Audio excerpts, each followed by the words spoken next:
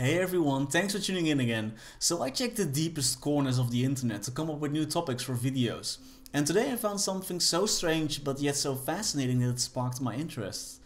Today we're going to talk about what tulpas are and how to create one. So a tulpa is a mental companion created by focusing thoughts and recurrent interaction. Similar to an imaginary friend, but more, because unlike imaginary friends, tulpas possess their own will, thought and emotions, allowing them to act independently. And no, it's not like you're schizophrenic and have a split personality. The experience of having tulpas is more accurately linked to the experience of fictional writers whose characters come alive and begin talking to them.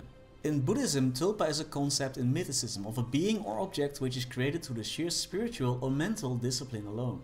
Indian Buddhist texts call it an unreal, illusionary or mind-created apparition. The term actually comes from Tibetan, to build or to construct.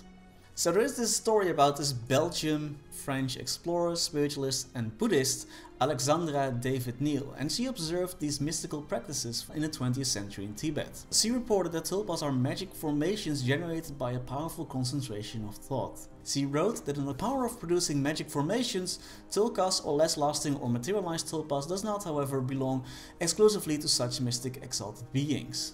Any human, divine or demonic being may be possessed of it. The only difference comes from the degree of power, and this depends on the strength of the concentration and quality of the mind itself.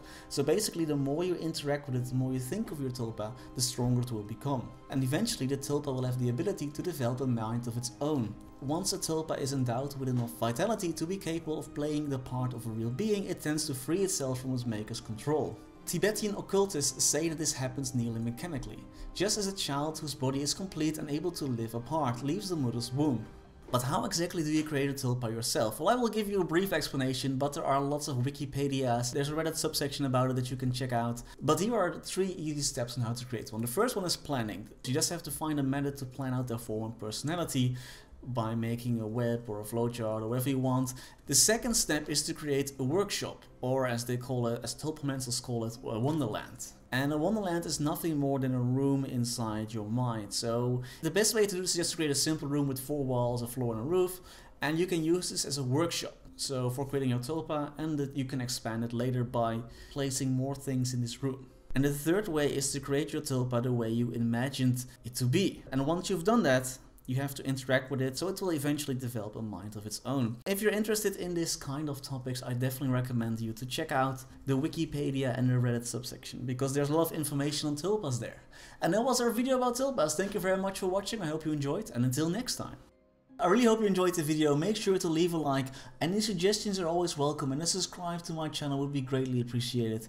Here is a random video on the left and a previous video on the right. Again, thanks for watching, and until next time.